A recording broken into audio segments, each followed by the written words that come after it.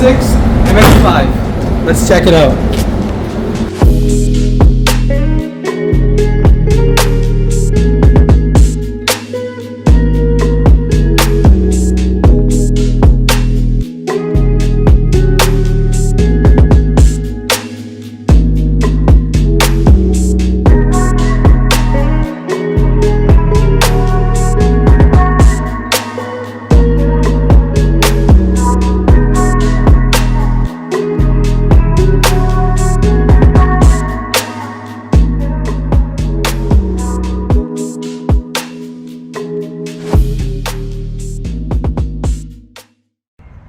Here it is, my new, to me, 2006 Mazda MX-5.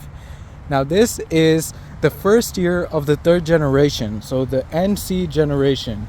Total, there have been 4 generations up until now.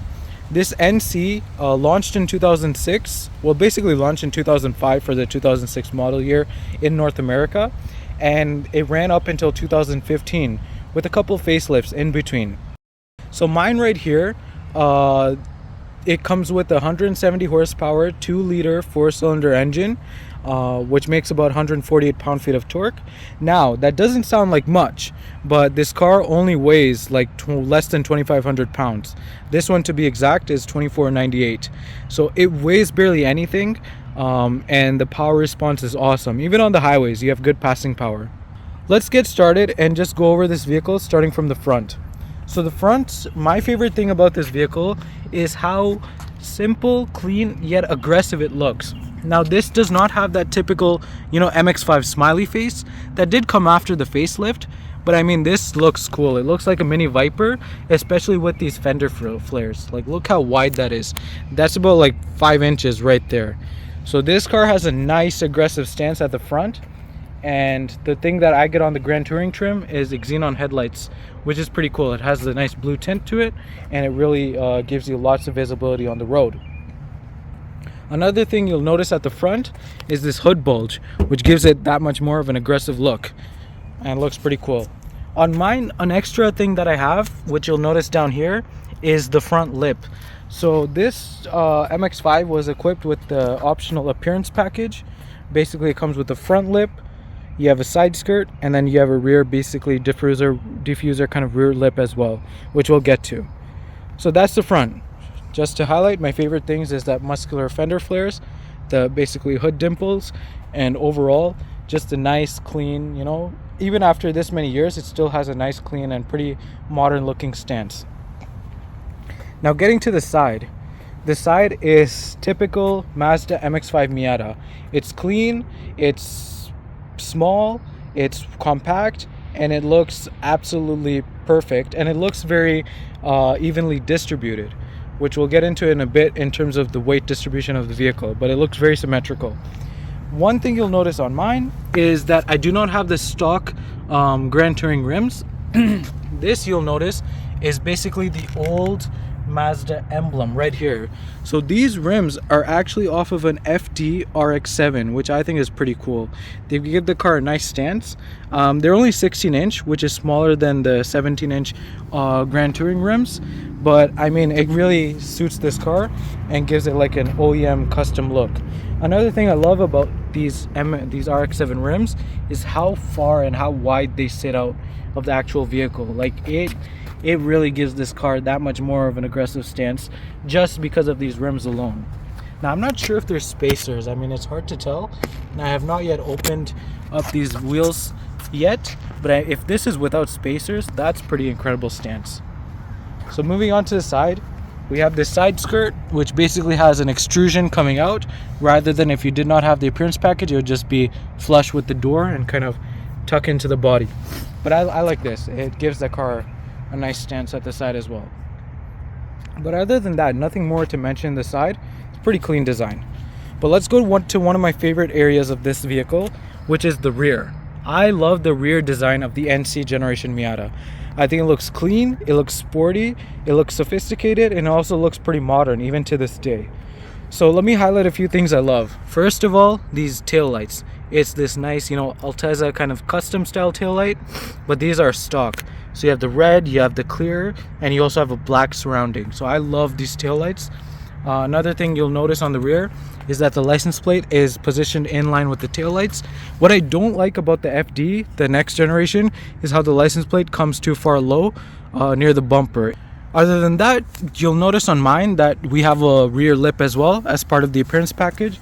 So that's where you can see that line kind of coming. It's a rear lip mounted onto the vehicle, and I love it. I think it gives it much more grounded effect, and it looks very aggressive, especially with these wide set RX-7 rims. It's a nice stance at the back. So some extras I have right here is we've got basically a black kind of deck lid spoiler, and we also have this very short knob style antenna. So I think these MX-5s usually come with like a longer wired style black antenna, but this might have been swapped out by the previous owners. So moving on, one thing that you get on the Grand Touring trims compared to all other trims is a cloth top instead of a vinyl top. So what that means is you have a nicer material, it looks pretty nice, and then you also get this optional kind of saddle brown colored top, which looks pretty cool with this Mica red. So while we're back here, I mean, one thing, I've never owned a car this small, so one thing I've been getting used to is the storage space. So it's not too bad. I mean, I have a whole chair in here, but it does take some getting used to. You can probably get about 2 small suitcases here and then just cram your stuff all around it, but it's tight when you're not used to something like this. Here's the spare tire jack. We have an inflator device in this bag, which is proven pretty handy. But other than that, not much to it. It's a wide opening, but a pretty small trunk. Let's close that and let's move on to the front, and I'll show you the engine.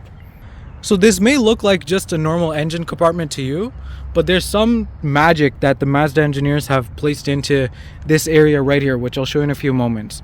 Now, when I got this car, I was lucky that a lot of things were pretty new or refurbished or, kind of up to date.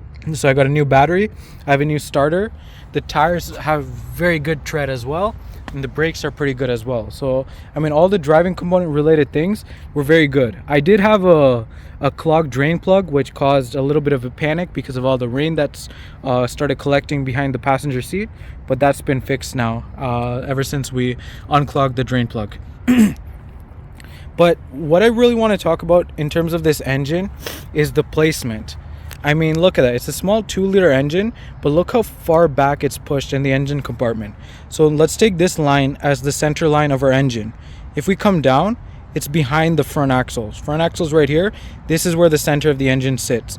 And that's pretty amazing because what it does is it moves the weight of the engine back. Then you have your drive shaft, you have your transmission kind of near the center, you have your drive shaft, and then you have your rear differential right here. So what Mazda's been able to achieve on this MX-5 and on most of their cars that they design like this for MX-5s is a perfect 50-50 weight distribution. And I mean, this is magic because when you're driving this car, especially on like twisties or curvy roads, you feel like you're the center point, you're the pivot of the vehicle, and it just feels absolutely blissful when you're throwing this vehicle around curves. And that really makes this kind of roadster stand out as a sporty roadster rather than just some touring vehicle. It really makes a world of a difference, and that's where the magic comes from these Mazda engineers, because they really do put an emphasis on driving experience. And it's not just the engine, because the engine is awesome. I mean, it has a lot of character. It revs out almost up to like 7,500 RPM, and it is a very good torquey, revvy engine. But the transmission is another area where the Mazda engineers have done absolute blissful work. I mean, it's magic. Mazda and Honda are 2 companies that make some of the best manual transmissions, and it is amazing how notchy it is, how absolutely seamless it is, how fantastic the clutch control can be, because you can anticipate each movement and where the RPMs, you can basically really understand this car right off the bat and really drive it like you've known how it drives for many years. So they've designed it to be absolute perfection of driving experience. So now that we talked about the engine, let's close that and let's get into the interior. So one thing about the interior, which is very preference based, I lean on the side of really liking this saddle brown colored interior. I love this color. It gives it character, and I think it looks very attractive. A lot of people may think otherwise, but then you have the option of black, so it's not a big deal. But starting from the door compartment, we have a leather kind of armrest cover. We do not have anything here. This is basically just hard plastic, which is fine. You have all power mirror controls. You have power door locks. You'll notice you do not have your window controls because those are in the center right here, which is pretty interesting. Other than that, not much to it, just regular, steering and audio controls. One thing I find interesting is right beside this traction control button, you have an option of turning off the passenger airbag, which is very interesting. I'm not sure why they'd have that option, but you do have that option in case you want to turn your passenger airbag off. The air vents are also very cool. I mean, it's just a regular circular style air vent, but you just press this bit in to basically, you can press this bit in to close and open the vent, which is pretty cool. Other than that, you have your gauge cluster right here, just your regular, speedometer, RPM gauge, etc. And then you also have your oil pressure and coolant temperature. You have your audio controls, your steering wheel cruise controls, which you also get on the Grand Touring trim. Now this color, this basically saddle brown, is only available on the Grand Touring trim. And this 6-speed manual transmission is only available on the Touring and Grand Touring trim. So that's something to keep in mind. Otherwise you'd get stuck with the manual 5-speed or just an automatic transmission. In the center, not much going on. This Grand Touring trim does get the Bose audio, which is I think a 7-speaker sound system. It's alright, it's nothing too fancy, but it gets the job done. I have this little Bluetooth transmitter that might eat up some of the audio quality, but it's been very helpful, provided to me by the previous owner. So that helps a lot, being able to connect my phone rather than changing out this whole interface. So in terms of storage, not much storage in here. You have this little cubby right here. You have these cup holders on each door, and then you have this center sliding console, basically with 2 cup holders right here. But the only thing about these cup holders is they're in line with your shifting, so your elbow kind of comes up to here, so it really you can hit the cup sometimes, but not a big deal. You have your glove box, just a regular glove box, and in the center, which is pretty interesting, is you have this extra glove box, but you have your fuel cap release right here. So that took me a while to find when I first bought the car. Now behind the driver's and passenger seats, you have these extra compartments that are very spacious, just to store more of your luggage. This tab right here is to basically release the roof, so you can just lift it up and bring it back over. Now when you do close it, let me just get inside the car. It's a very simple, single-handed operation. So you just press it closed and then lock this latch.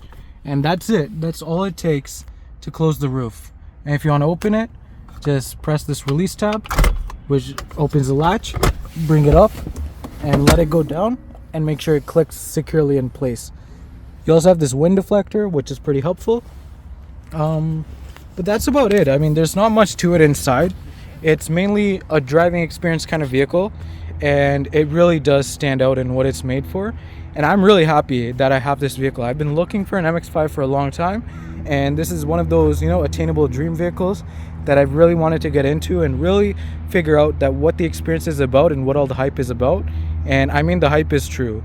This car is an absolute joy to drive, and it really gives you a very humbled perspective on what driving experience is. Not just speed, pure driving experience, pure driving joy, and understanding the overall engineering and dynamics and the feel and the basically the character of a vehicle. And that's where Mazda MX-5 really stands out.